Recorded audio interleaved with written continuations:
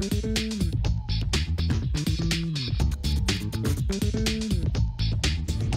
marido do lado, canta, canta, minha gente, deixa a tristeza pra lá. Canta forte, canta alto, que a vida vai melhorar, que a vida vai melhorar, que a vida vai melhorar, que a vida vai melhorar, que a vida vai melhorar. Matinho, qual é a emoção de você ir em tantos lugares e quando coloca uma música sua, você vê todo mundo cantando? Isso não teve ensaio aqui, não? Eu penso que não é comigo.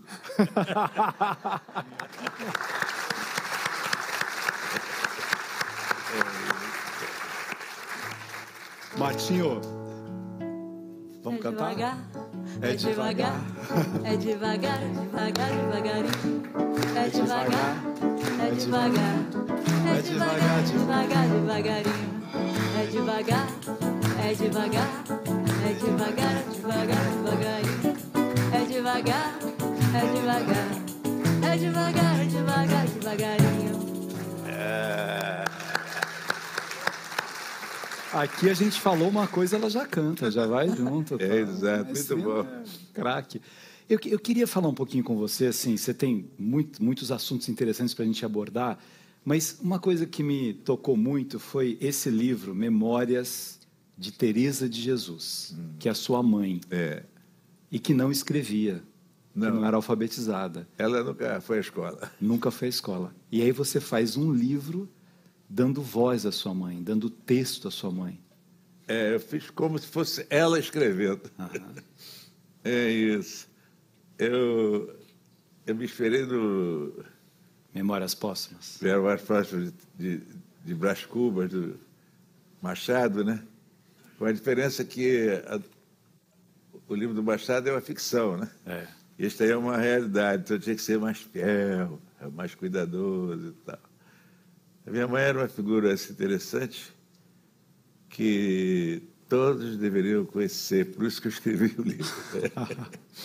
E fui mais também porque a minha filha Alegria, que quando a minha mãe descansou, ela era novinha, não teve muito contato. Eu falei, poxa, a Alegria não vai saber nada da sua avó.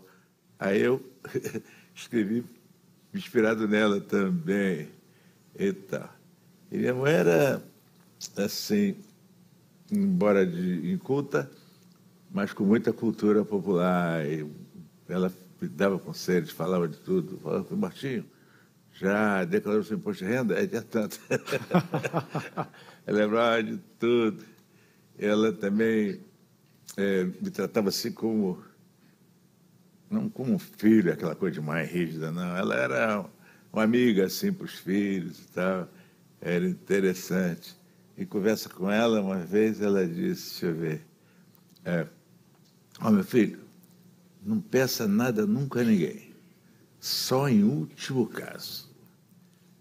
Você pede emprestado, você fica devendo. Aí você está num lugar assim, tranquilo, conversando com os amigos, aparece a pessoa que você deve. É como se você estivesse vendo um caveira. Uma caveira. Se vê numa calçada, você tem que ir para outra, né? Tem que virar a rua. Aí, finalmente, eu fiz um samba, vou dar um pedacinho que é assim, velho. Ó, nega, nega, nega. Tão cansado, irritado. Ao sair do meu trabalho, encontrei com o Caveira. O Caveira, nega. O Caveira empunhando a promissória que venceu na quarta-feira. O Caveira negra, o Caveira negra, o Caveira negra.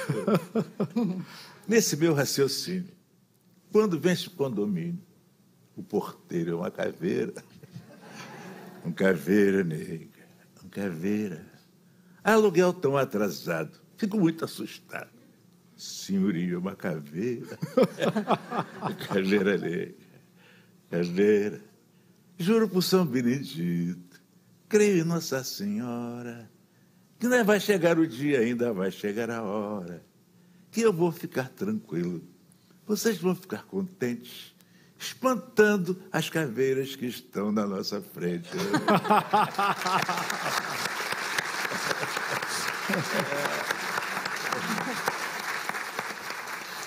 De Martinho, brincadeira, esse samba, depois todo mundo gostou, eu gravei. você viu que às vezes a inspiração, né? Uma fala de uma mãe, uma Exato. frase, uma observação, nasce um samba. Né? Exatamente.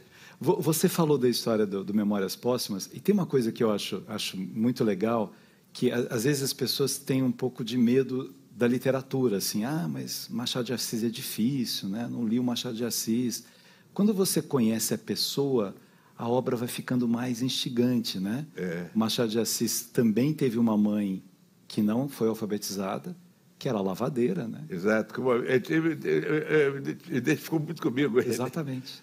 Ele mais do que eu fui crescido no morro, mas ele nasceu no morro. No Morro do Livramento. Livramento. Né? Nasceu no Morro do Livramento, não conseguiu estudar no começo, ficava sentado ouvindo aquelas lições, e aquela mãe contadora de histórias, depois a madrasta contadora de histórias, foi povoando a mente daquele menino, né, do Machadinho, que virou esse grande escritor. Né? Uma coisa incrível, ele era fora de série mesmo. Eu era de uma escola de samba, Aprendiz da Boca do Mato. O enredo foi história e vida, sei lá, do Machado de Assis. Eu não conhecia Machado, não sabia nada, era muito tempo, eu era novinho, tinha uns 18, 20 anos. Aí eu fui procurar, estudar, para fazer o samba enredo e tal, e fiz o samba enredo, ganhei o samba enredo e tal. A escola ganhou. Que foi antes da Vila Isabel. Isso, a escola antes tempo, da Vila Isabel. E eu citei, eu falei do Machado, e do samba eu citei umas obras dele, Quincas Borba, Isaú Jacó, A Mulher Luva, A Ressurreição. Mas eu não tinha nada lido, nunca tinha lido nada disso, nunca tinha lido. Aí depois é que eu fui ler o Machado, eu já li o Machado. Machado não dá para qualquer um ler. Precisa ter uma paciência. Só que tem que dar uma paradinha para pensar de vez em quando. Começar com os contos, né? Os contos dele são... Eu tenho um livro de 50 contos, né? De Machado, são interessantíssimos. Aquele Pai contra a Mãe, que é um conto de escravidão, né? Que é um conto de compaixão. Tem muito. A Vara, que é um conto de compaixão também. Tem Missa do Galo. Missa do Galo, né? Os braços. É isso. Ô Martinho, quando você chega na vila, porque você saiu de Duas Barras bem novinho, né? 4 anos. 4 anos de idade. E aí você vem direto para a vila? Não, fui morar na Serra dos Pretos Forros, Boca do Mato, Lins Vasconcelos. Exatamente, cresci por lá. E como é que você chegou na escola de samba da vila? É porque eu participei da escola de samba que tinha lá na Boca do Mato, chamava-se Aprendizes da Boca do Mato. Ganhei os sambas enredos lá e tal. E tinha uns 19, 20 anos, mas era muito miúdo.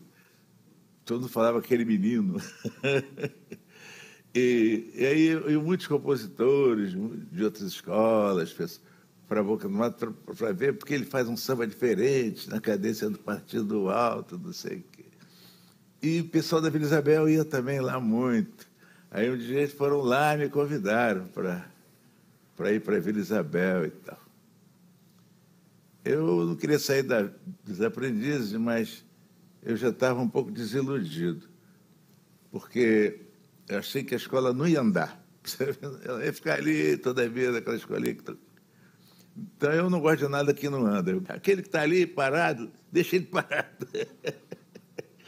Então, aí eu fui para a Vila Isabel. Tem um fato curioso que, em 2010, né, a Vila queria fazer um samba em sua homenagem. Já. Exato. E você se lembrou que era o centenário do Noel Rosa. Exatamente. E aí a homenagem da Vila foi ao Noel Rosa, né? Eles falaram, Martim, já tinha um tempo que estavam querendo fazer um enredo sobre mim, a própria Vila Isabel. Uhum. Eles falaram, não tem uma escola que faz um enredo sobre alguém da sua escola. Aí, em 2010, eles queriam fazer, eu falei, olha, não dá, porque esse ano é o centenário do Noel Rosa, vai pegar mal. Noel Rosa e tal. Aí eles ficaram assim, mas falei, então faz o enredo aí, o samba. Eu fiz enredo, samba. Você tem alguma música do Noel, assim, que é mais marcante para você, assim, Noel tem tantas composições incríveis, né? Tem muitas. O Noel era um gênio. É impressionante como ele conseguiu criar tanta obra em pouco tempo. Foi tudo feito em 7, 8 anos, mais ou menos. Né? Ele morreu com 27, por aí, né? Quer dizer, mas o Noel tem muito. O que eu gosto muito é o principal dele, para mim, é Feitiço da Vila. Feitiço da Vila. Nasce lá na vila, não se quer da filha. E tem uma que chama Filosofia, né? muita filosofia. Eu também gosto de filosofia. Eu Filosofia gosto da música, né? O mundo me condena. Porque o Noel Rosa, eu sou admirador dele, não só pelo seu talento, pela sua criação musical, mas pelas suas atitudes. Uhum. Ele participava de um grupo, Banda dos Tangarás, e não cantavam samba, porque samba era coisa de preto, coisa de gente do morro. Uhum. Aí o Noel subiu o morro, trocou figurinhas com Ismael Silva, Cartola, influenciou nos temas deles, bebeu na fonte deles também bastante, e botou um samba no roteiro dos Tangarás. E os colegas deles criticavam muito por causa disso e tal. Ele fez o samba. O mundo me condena, mas ninguém tem pena, falando tanto mal do meu nome, deixando de saber se eu vou morrer de sede, se eu vou morrer de fome. Ai, a filosofia é que me auxilia a viver diferente assim, nesta prontidão sem fim. Vou fingir que sou rico pra ninguém roubar de mim. É isso. E nessa coisa da lembrança dos grandes ícones. Mas ele fez umas coisas também que eu não gosto. Ele tem uma música chamada Mulher Indigesta. Diz assim: eita, mulher indigesta, merece uma tijolada na testa. Eita! Que coisa. Ele fez de brincadeira, sabe? Mas não devia ter feito. Não estava num bom dia. É isso. E ele nasceu no mesmo ano que a Dona Irã Barbosa. Eu não sabia. Os dois fizeram centenário. Os dois fizeram centenário juntos. E a Dona Irã também. Vivendo e aprendendo. Tá vendo? E a Dona Irã também tem músicas incríveis, né? A Dona Irã também era genial, né? Era um cara incrível. Eu fiz agora um disco chamado Negra Ópera. E fiz um show também. Um show com esse título, Negra Ópera e tal. Então, tem umas músicas assim, dramáticas, com uma característica das óperas, né? E tem uma Dona Irã que é incrível, que é aquela que é Iracema. Iracema é uma coisa fantástica. Ele diz assim, como é que é? Iracema, eu sempre dizia, Iracema, eu nunca mais te vi. Iracema, meu grande amor, foi embora. Chorei, eu chorei de dor porque Iracema, meu grande amor, foi você. Olha o coral aqui, ó. Que maravilha! A música é incrível. Você sabe que tem uma dele também, que não é tão, as pessoas não cantam muito, mas é de uma mulher que, não sei se era Inês, que foi sair e o homem ficou mexendo no fogão, Mané. Apaga o fogo, Mané. Apaga o fogo, Mané. Essa eu gravei, inclusive. Você gravou essa? É velho, não sei como é que é. É Inês. Inês saiu dizendo que ia comprar para vir pro Lampião. Pode me esperar, Mané, que eu já volto já. Esperei o fogão.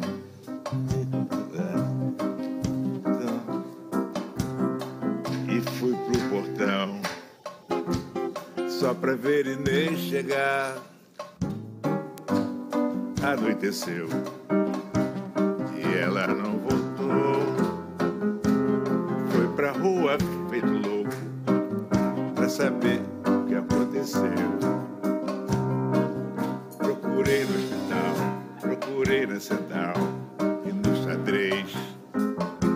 Andei a cidade inteira e não encontrei Inês. Voltei pra casa, triste demais. O que Inês me fez não se faz. Olha no chão, bem perto do fogão, encontrei um papel escrito assim: pode apagar o fogo, mané, que eu não vou mais. Pode apagar o fogo, mané, que eu não volto. Coitado do Mané, Martinho.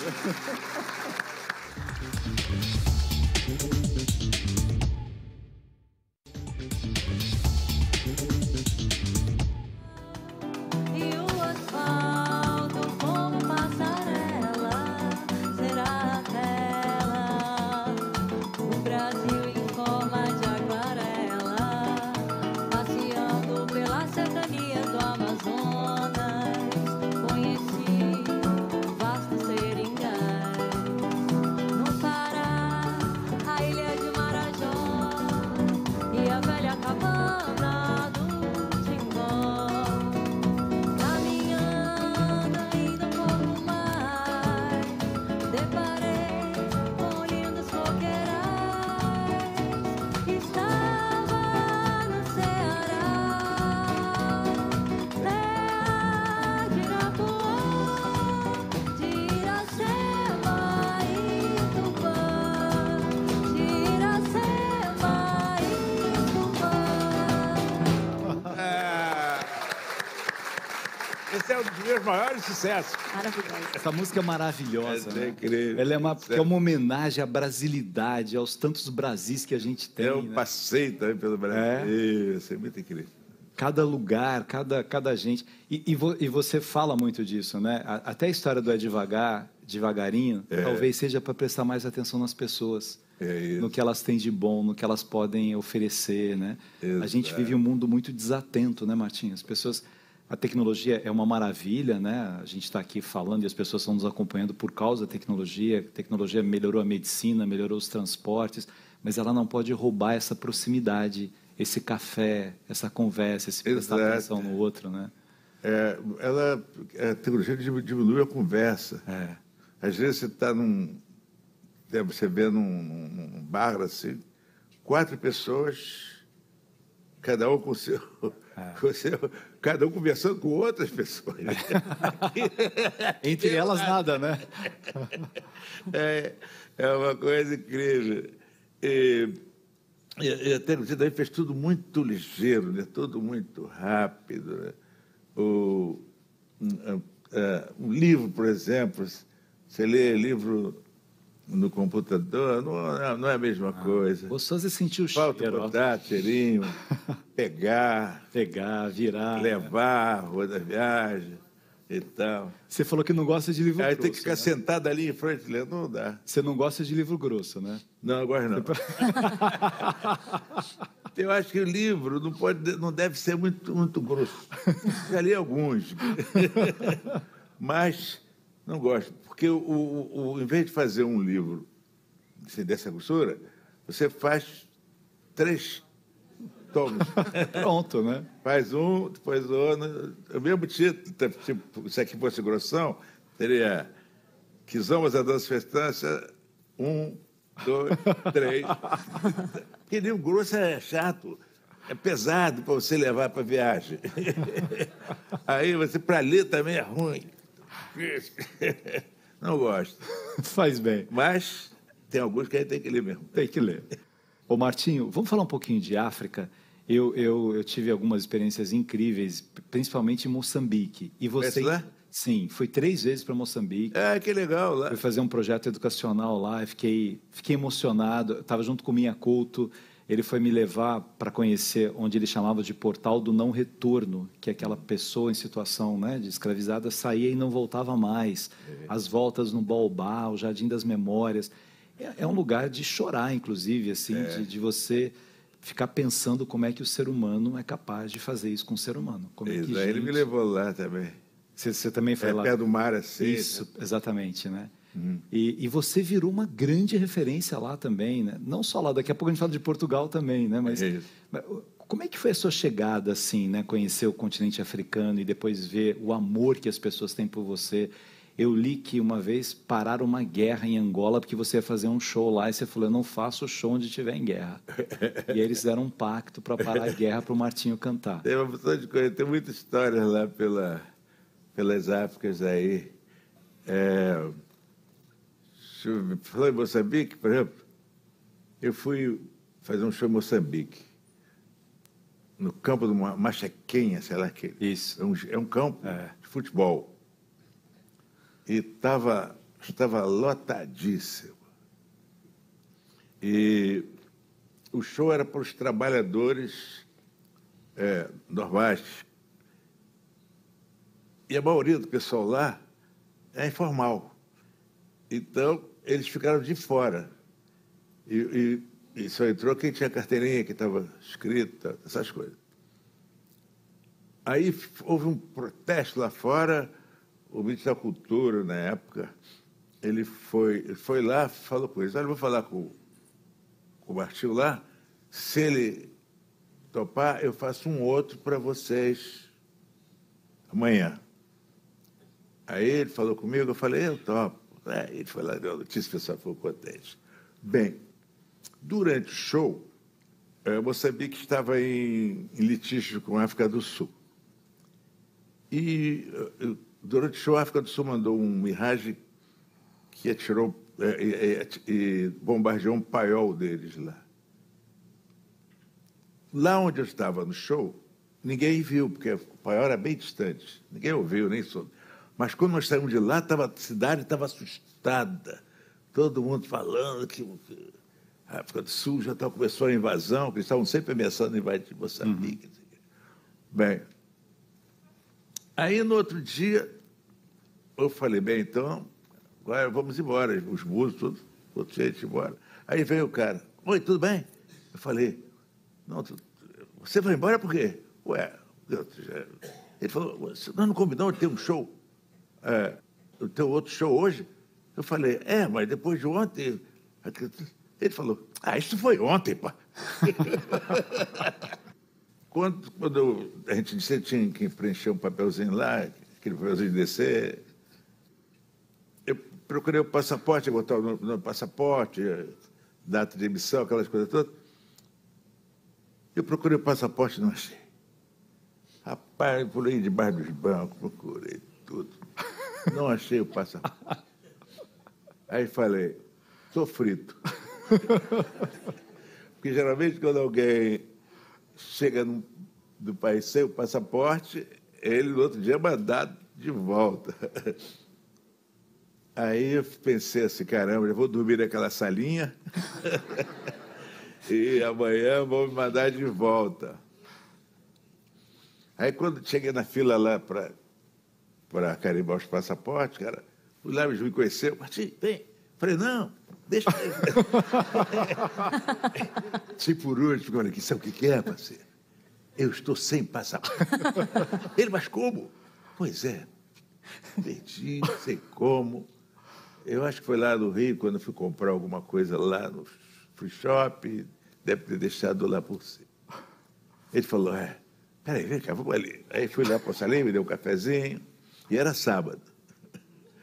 Aí ele falou, eu vou ligar aqui para o consulado, ver como é que a gente faz aí, o que pode fazer. Aí ligou para lá, tinha só só tinha um cara que atendia lá, de plantão. Ele falou, não, a consuleza não está aqui, ela não fica aqui. Sou eu que fico aqui, ela está em casa. Aí deu o telefone, ligaram para a casa dela. Aí eu falei, ela falou, passa o telefone para ele aí. Ela falou, é você, Martim, sou eu, prazer. Aí eu falei, pô, é o seguinte, agora passa para eles aí. E falou para eles, olha, se vocês deixarem ele ir até o consulado, eu vou ao consulado, tiro o passaporte e dou para ele. Aí foi isso. Eu saí sem passaporte, meu consulado, e andei uns dias com o passaporte português.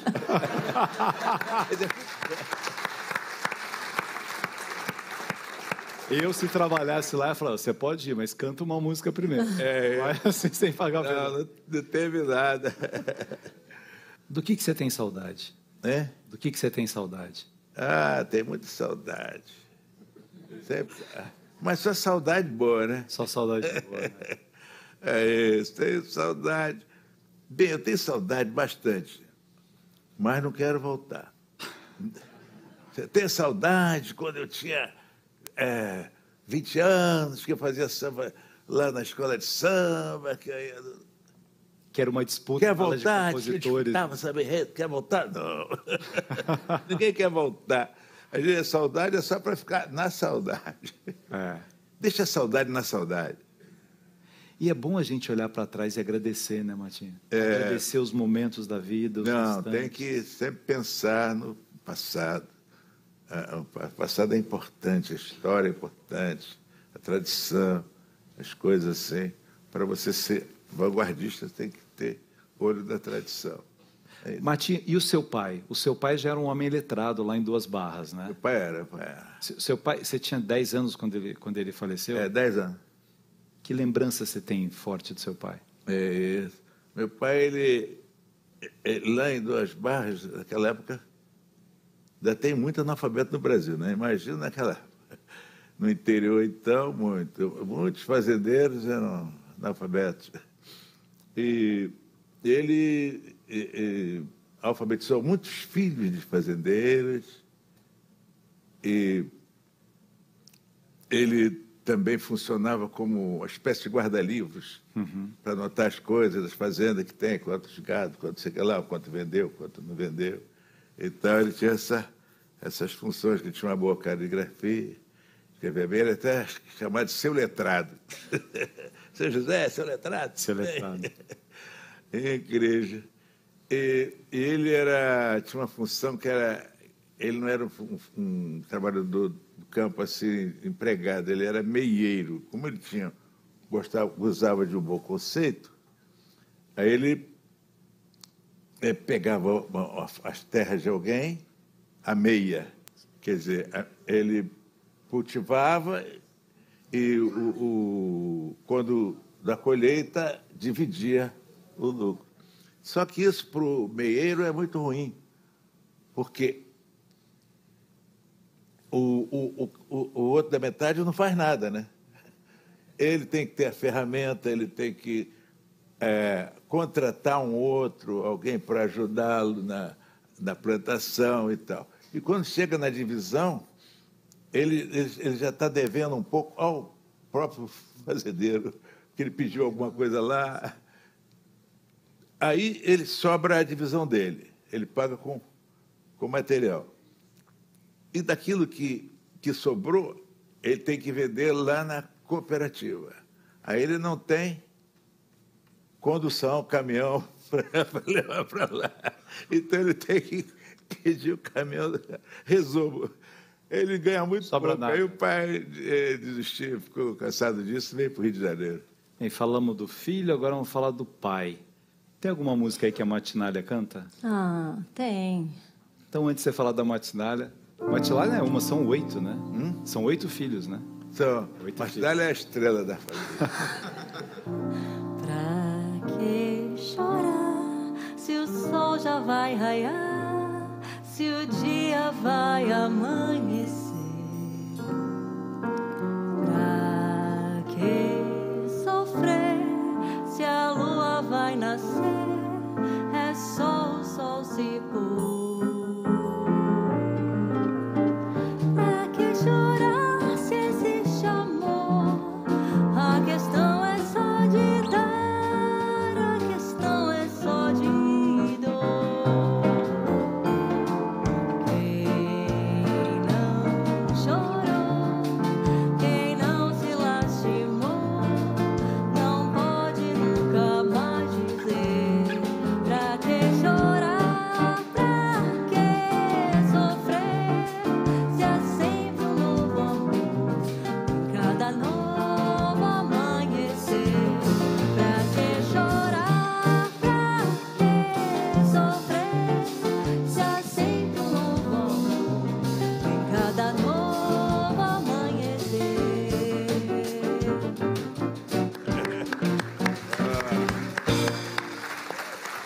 você sente?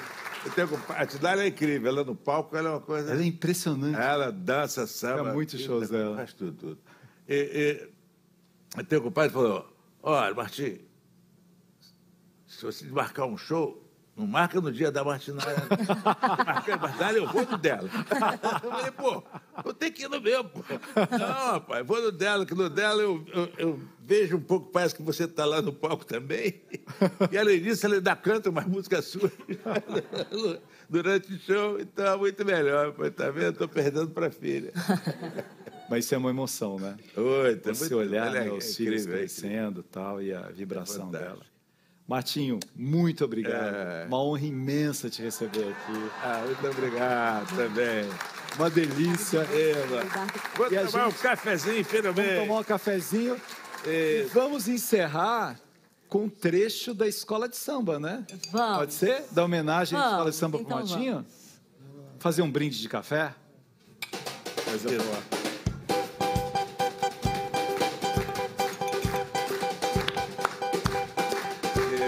Partideiro, partideiro, ó, nossa Vila Isabel brilha mais do que o sol. Canta, negro rei, deixa a tristeza pra lá. Canta forte, minha vila, a vida vai melhorar. Partideiro, partideiro, ó, nossa Vila Isabel brilha mais do que o sol. Canta, negro rei, deixa a tristeza pra lá. Canta forte, minha vila, a vida vai melhorar.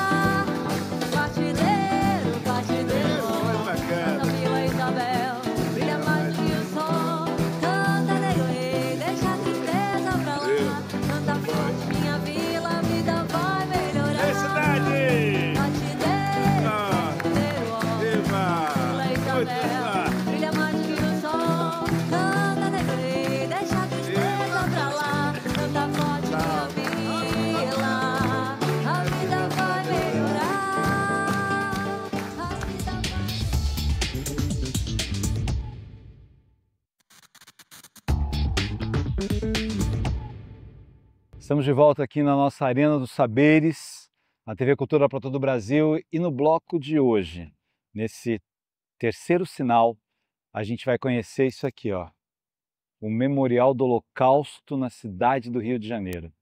Vou fazer uma entrevista muito legal com a Sofia, que é uma mulher que gasta a sua vida iluminando as pessoas a refletirem sobre o que foi o Holocausto, sobre os horrores do Holocausto e sobre o que representa uma humanidade sem compaixão. Acompanhe comigo o nosso terceiro sinal de hoje.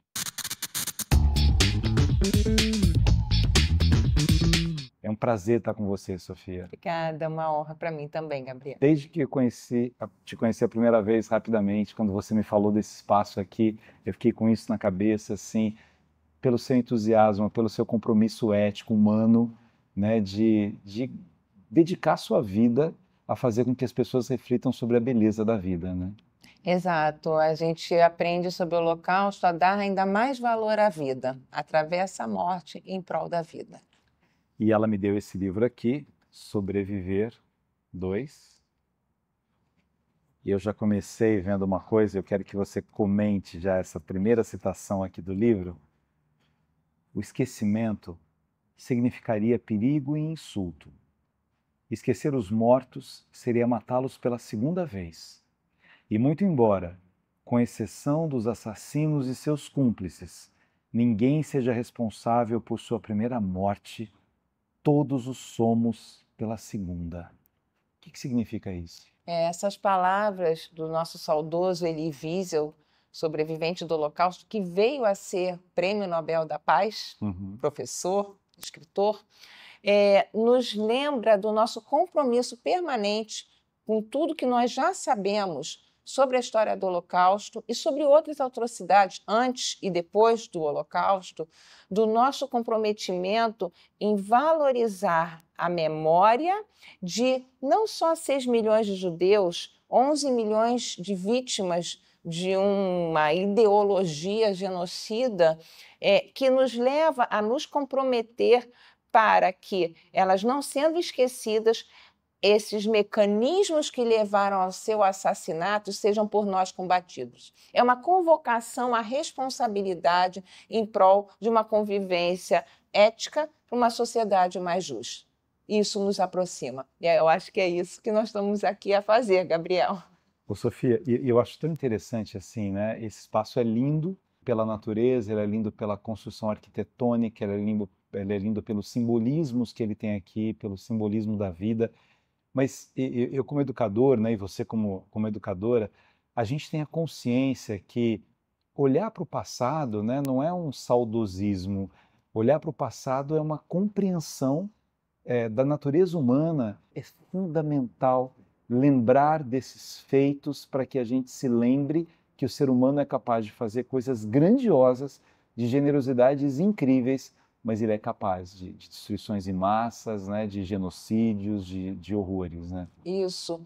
E assim, a história nos ajuda a nos formar para que a gente possa, talvez, errar menos, talvez contribuir um pouco mais, valorizando não só a vida individual, não só em caráter egoísta, mas exercitar essa consideração, pelo menos a consideração do valor da vida humana em caráter universal. Como é que o nazismo deu certo? Como é que o nazismo pôde acontecer durante 12 anos?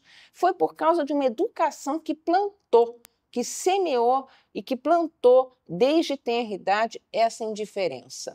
Então, essa indiferença que leva a gente a naturalizar a exclusão social. Por isso eu acho importante, você o tempo todo fala sobre isso, né? Já aconteceu uma vez, não significa que não vá acontecer uma outra vez. Então, a gente tem que lembrar do que aconteceu para educar as pessoas para essa consciência, que é a consciência de humanidade, né? Exatamente. E assim, quando a gente repete muito a frase "o Holocausto nunca mais", é óbvio que a nossa posição é essa, mas a gente tem que buscar entender o conjunto de condições que possibilitou o nazismo. Então, até brinco, Gabriel, neonazismo, de neo-novo, só tem o novo contexto sócio-histórico, porque as proposições ideológicas dos grupos neonazistas são as mesmas que a gente vê do século passado. O nazismo se instalou como política de governo e as pessoas que não aderissem a ele, as pessoas arianas que fossem contrárias a esse regime, elas seriam punidas, ou com a exclusão dos seus cargos de trabalho, ou às vezes com a própria morte. Então, o totalitarismo nazista, ele foi absolutamente intolerante, e essa massificação da cultura e da educação, né, para a discriminação, ela encontrou eco também, e não só menos importância, por causa do terror implantado por um governo fortemente armado, né, que fomentou essa divisão social. Mas tem uma coisa que você está dizendo do neonazista que, em alguma medida, é pior do que o nazista, porque talvez uma parte, é o que os alemães dizem, assim, não é possível que as famílias boas dos alemães soubessem o que estava acontecendo. Então, na época do nazismo, você pode dizer assim, de fato, algumas pessoas não sabiam o que estava acontecendo ali. O neonazista sabe o que foi o nazismo. Então ele não pode dizer, eu não sei o que aconteceu naquela época, eu não sei sobre a morte das pessoas, eu não sei sobre a perseguição. Uma das razões desse espaço é para que ninguém tenha jamais o desejo de ter esse tipo de posicionamento. Vamos conhecer esse espaço maravilhoso? Vamos lá. Acompanhe com a gente aqui no Terceiro Sinal.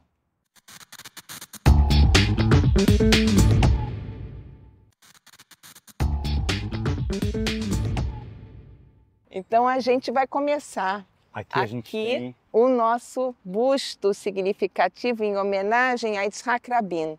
Yitzhak Rabin, que é um grande pacifista, que lutou muito para que as guerras não prosseguissem, né? Para que os povos dessem as mãos, né, Sofia? Exato, um pacifista que infelizmente nos deixou vitimado por um extremista terrorista, e essa homenagem a ele, uma homenagem póstuma, se faz na área que nós estamos, que é a área do Parque Yitzhak Rabin. E aqui tem uma frase linda dele, Aqui essa frase é o refrão de uma música chamada em hebraico Shir LaShalom, música para a paz. Cante uma canção de paz, não sussurre uma reza. Melhor é cantar uma canção de paz, como um grande grito. Isso quer dizer o quê? A paz, no seu sentido universal, que transcende religiões, que unifica as intenções. Essa é também uma proposição do nosso memorial, e a gente vai ver que aqui a gente lembra os diversos grupos vitimados no Holocausto. A gente aqui está chegando para a Praça Rogério Jonas Hilberstein. Foi um grande benfeitor junto à comunidade judaica, a comunidade maior também, e ele nos deixou em 2022, então toda essa área aqui externa leva o seu nome em reconhecimento. E aqui, pessoal, a gente começa a vislumbrar o que é o cartão postal do Memorial às Vítimas do Holocausto, um monumento que é um projeto de autoria do arquiteto André Orioli.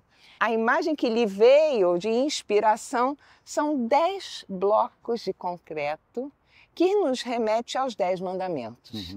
E na base dele tem uma inscrição de um dos mandamentos. Não matarás. O não matarás, ele é um dos mandamentos que, se ele não for respeitado, não tem como haver vida em sociedade. Vamos nos aproximar para ter essa experiência? Sugestão do autor, pela rampa.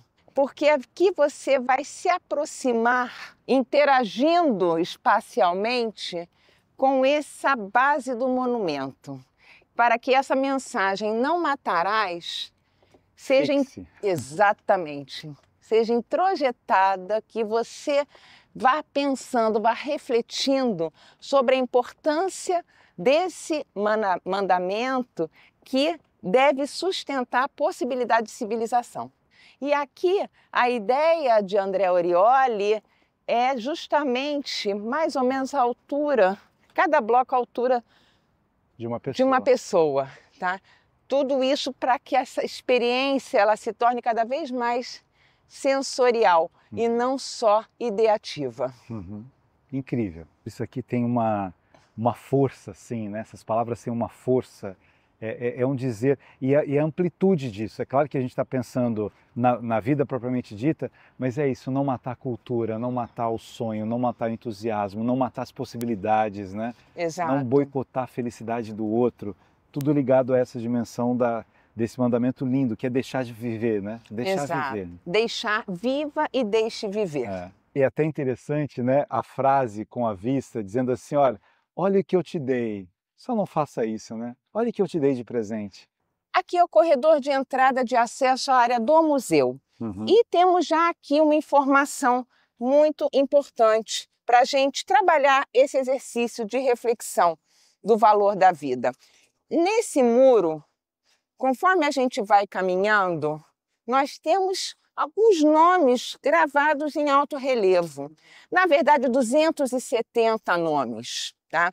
São localidades na Europa onde antes do nazismo florescia a vida judaica. E depois do nazismo não mais floresceu, e até 2021, quando fizemos o levantamento, pelo menos, era essa a situação. O que acontece com esses nomes à medida que a gente vai se aproximando? As letrinhas vão se apagando. Tá? Então, é outra metáfora materializada nessa arte que diz respeito, como você estava dizendo, Gabriel, ao genocídio. O genocídio não se refere somente ao extermínio físico, mas é a intenção de matar um grupo, uma cultura, uma etnia, no âmbito ético, no âmbito valorativo. Está aqui.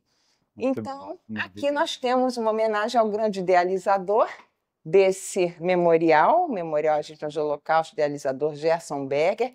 Esse percurso começa... Essa educação após Auschwitz é lindo. Essa homenagem nossa, nosso reconhecimento às contribuições de Theodor Adorno.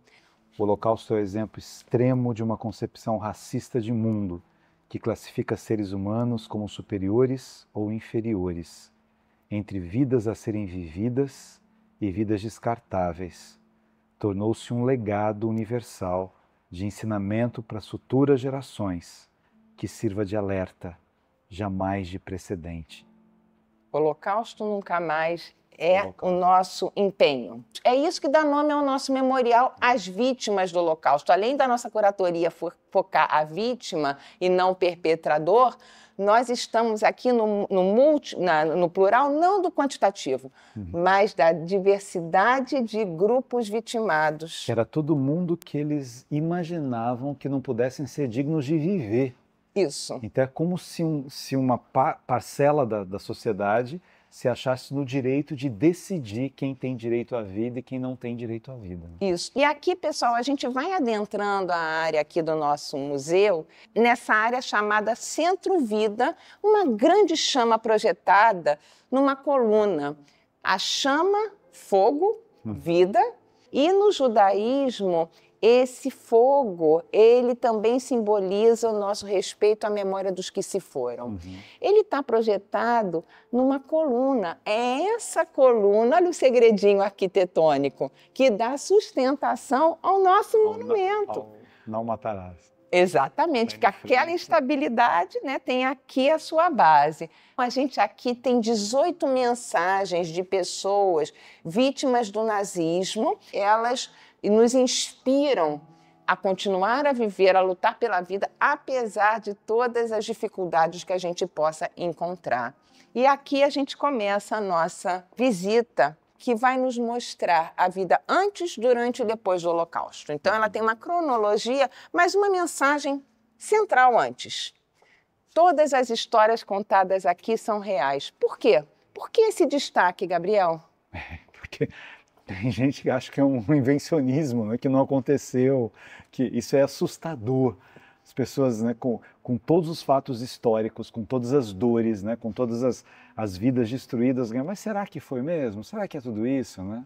É uma série de distorções revisionistas e negacionistas que nós também combatemos com essa afirmação aqui da nossa postura curatorial. Vamos ver como é que era a vida antes do nazismo? O que te chama a atenção aqui, Gabriel? A multiplicidade de vidas, a felicidade, o sorriso, as pessoas juntas, cada um fazendo uma coisa, cada um vivendo do seu jeito. Tem vida. Tem vida. Né? Todo mundo está junto e misturado. É, todo mundo junto e misturado. Cada um no seu jeito, no seu estilo. Exatamente, tá? Nós temos testemunhas de Jeová, temos ciganos, temos judeus, temos católicos. Temos aqui um mapa interativo, a possibilidade de conhecer a distribuição dos judeus e dos ciganos pela Europa antes do advento nazista. A intenção genocida nazista de exterminar por completo o que ficou conhecida como solução final, focou primeiro a solução final judia, mas após a solução final do povo judeu, adviria a solução final dos ciganos.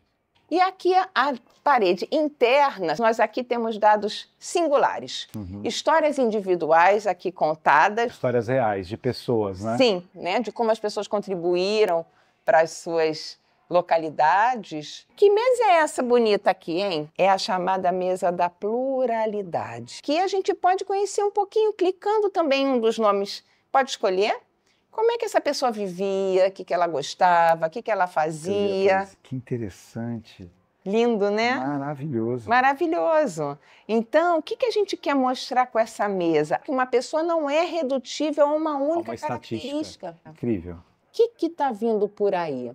A gente, imediatamente antes de 33, sabe que o mundo, e a Alemanha em particular, atravessava uma grande crise econômica. Isso que fez com que Hitler tivesse uma facilidade de mexer com o brio do povo alemão. Exatamente. Ele prometeu que votem em mim, que eu vou trazer a grande Alemanha. A grande Alemanha, exatamente. Tá? E vamos ver que grande Alemanha foi essa que veio a partir de 33, adentrando a segunda área, a vida durante o nazismo, a vida durante o Holocausto. Mas, Gabriel, aconteceu alguma coisa com a gente depois que a gente passou para essa área. Tudo perdeu a cor. Tudo perdeu a cor. Tudo tem Tudo ficou triste, né? Aqui, nós temos nessa área... por esse... Ascensão do Partido Nazista, consolidação, ampliando o apoio popular. A gente vai contando os principais momentos...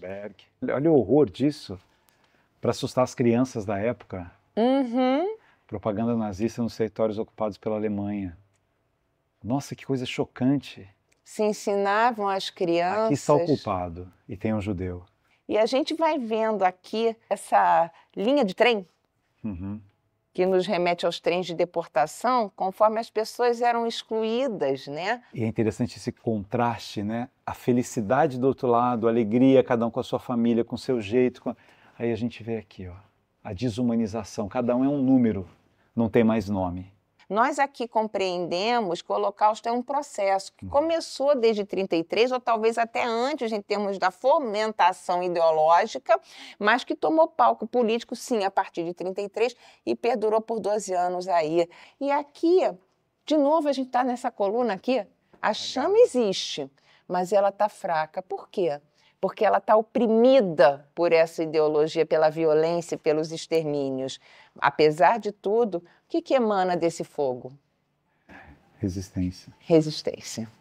E aqui a gente está falando da vida na resistência, nos guetos, nas cidades. E aqui um mapa interativo de locais de extermínio. Aqui essa foto também aparece em muitos filmes, que é a chegada dos transportes a Auschwitz-Birkenau. E o povo xingando.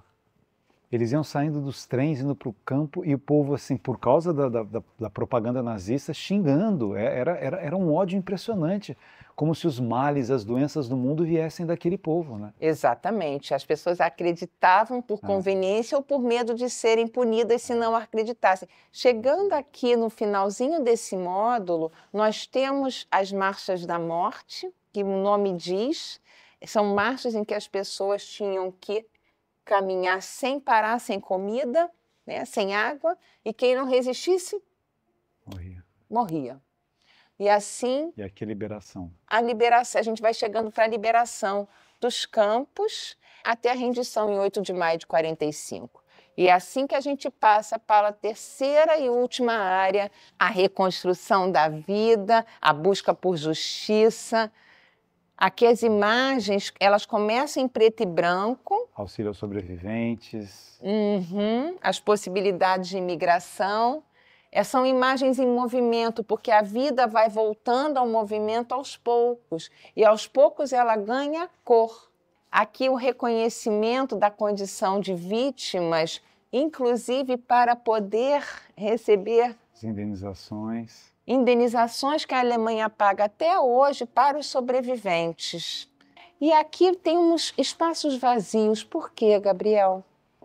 Tem muito a se fazer ainda, né? Tem muito a se fazer e também são as fraturas dos traumas que não cicatrizam, né? As quebras, né? E dores que atravessam gerações. Mas, como você disse, há muito que se fazer. E eu convido você a conhecer essa mesa, a mesa dos sobreviventes do Holocausto acolhidos no Brasil. Essa mesa é uma mesa de pesquisa e de construção de memórias. Você pode aqui pesquisar mais de 4.000 nomes já levantados de pessoas que vieram para o Brasil. E o visitante pode colaborar alimentando. Com outros nomes. Com outros nomes, exatamente. E vamos sair por aqui com uma mensagem forte, né? O ódio e o preconceito permanecem reais. Parece que a gente não aprendeu com tantas dores já provocadas, né? Por isso que do nós... racismo, do nazismo, das mortandades todas, né? O ódio e o preconceito permanecem reais.